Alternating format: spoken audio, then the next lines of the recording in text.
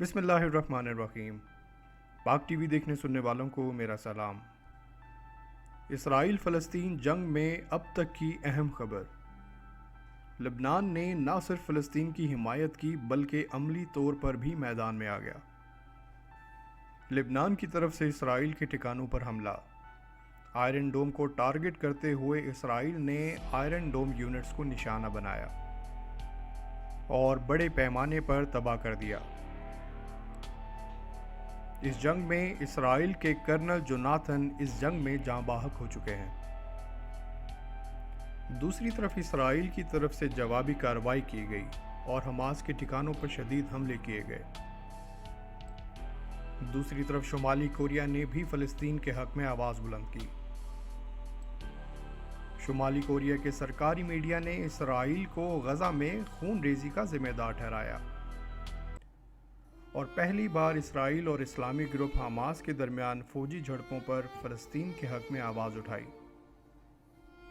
بین الاقوامی برادری کا بھی یہ دعویٰ ہے کہ یہ تصادم اسرائیل کی فلسطینی عوام کے خلاف مسلسل مجرمانہ کارروائیوں کا نتیجہ ہے، اور اگر اس مسئلے کو نپٹانا ہے تو اس سے نکلنے کا بنیادی راستہ فلسطینی ریاست کا تحفظ ہے۔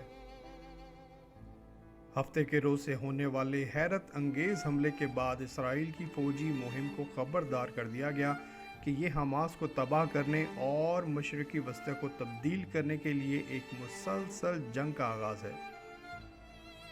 اب یہ جنگ کا آغاز کیوں ہوا، اس میں روشنی ڈالتے ہیں۔ خواتین و حضرات، فلسطین اسرائیل جنگ ایک عالمی مسئلہ ہے۔ اس کو جلد سے جلد ختم کرنے کی ضرورت ہے۔ ایک طرف OIC نے فلسطین کے ایشو پر اقوام متحدہ کی قرارداد پر خیر مقدم کیا۔ اس درخواست میں بین الاقوامی عدالت میں واضح بیان دیا گیا ہے کہ اسرائیل کی طرف سے فلسطینی عوام کے حق میں مسلسل خلاف ورزی کی جا رہی ہے، اور اسرائیل کی جانب سے 1967 سے لے کر اب تک بلا جواز فلسطین پر قبضہ، خون ریزی اور قتل و غارت کی گئی۔ فلسطینی سرزمین القدس شہر میں قبضہ کیا گیا، مگر یونائٹڈ نیشن اور OIC میں اب تک عملی طور پر کوئی اقدام نہ کیا گیا۔ 1967 سے لے کر اب تک اسرائیل کی طرف سے آئے دن روزانہ کی بنیادوں پر بزرگ مردوں، عورتوں اور معصوم بچوں کو ناحق قتل کیا گیا، بلکہ سرزمین فلسطین میں 1967 سے لے کر آج تک مسلسل قبضہ ہی کیا گیا۔ اس رکاوٹ میں کسی بھی شہری نے پروٹیسٹ کیا تو اس نے اپنی جان گنوائی۔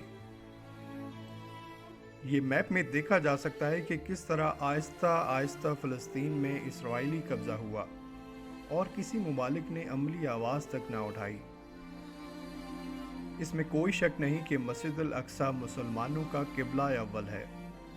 اسے کسی صورت اسرائیل کے حوالے نہیں کیا جا سکتا۔ یہ بات تو یقینی ہے کہ اسرائیل مسجد الاقصی کو مسمار کرنا چاہتے ہیں، جس کی جگہ وہ دجال کے لیے ہیکل سلیمانی کی تعمیر کرنا چاہتے ہیں۔ تمام مسلمان اپنی اپنی قوت کے مطابق فلسطین کے حق میں آواز اٹھائیں۔ آنے والی نیکسٹ ویڈیو میں ہم مسجد الاقصی کی حرمت اور اہمیت کو جانیں گے۔